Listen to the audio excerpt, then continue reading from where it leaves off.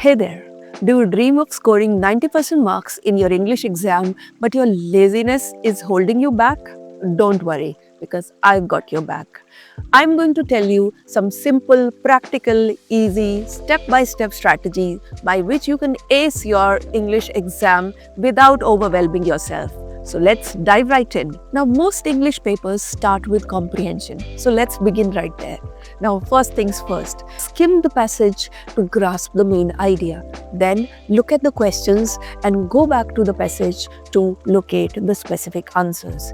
You don't need to understand every word. You only need to understand the general idea in order to answer the questions. Now, you might like to ask me, what is skim?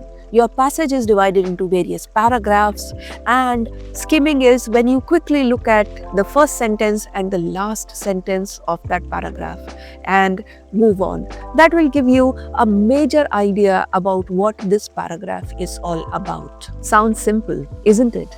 Now, write in the comments what is the most challenging part of comprehension passages for you, and we will find out ways to make it simple for you. Now let's talk about working smart. English exams are very predictable, and if you have looked at previous year paper, you will be able to get a good idea about what is going to happen in the paper this year. Now step 1 is to prioritize. For literature, look at chapters from which specific questions have been asked year after year. Now step 2 is to focus on impactful scenes and special quotes. For every lesson, you must prepare few quotes which you can use in the exam to impress the examiner. Also, focus on error-prone areas where you generally make mistakes. For instance, if you are reading The Road Not Taken by Robert Frost, focus on its theme of choices and the key lines like two roads diverged in a yellow wood. Now, these things are enough to impress the examiner. Now, let's talk about literature. You don't need to read every word of every chapter at this stage of the year.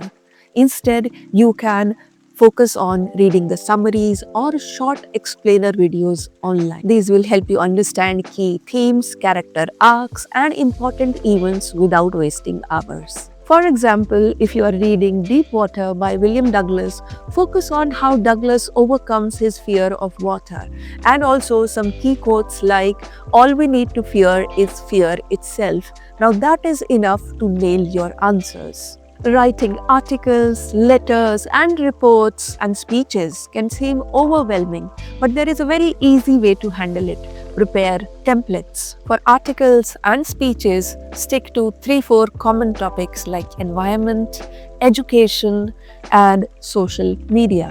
Practice writing introductions and conclusions for these themes. Once you've got the hang of it, it's easy to adapt it to any question. For example, if the topic is technology and education, you can start by writing that in today's modern world, technology has totally revolutionized education. And after writing a few points, you can conclude by saying that it is essential to embrace these changes for a brighter future. So what is the trickiest part of article writing for you? Let me know in the comments below. Is it starting, organizing, or wrapping up? I would love to help. Now comes grammar, and it doesn't have to be scary. Just focus on 3 simple basics: tenses, subject-verb agreement, and prepositions. Believe me, if you focus on these 3, that will cover 90% of your grammar mistakes. These are the most common areas where students lose marks. So just focusing on them is going to give you an edge over others. And finally, let's talk about revision. Instead of cramming everything the night before, do a bit of revision every day. Spend 20-30 minutes every day revising formats, grammar, and summaries of the lesson. This way, everything will stay fresh in your mind and it will not be overwhelming on the last night before the exam. So what's your go-to revision tip? Let's swap ideas in the comments below. If you found this video helpful, give it a thumbs up, subscribe for more tips like this, and stay ambitious, keep shining.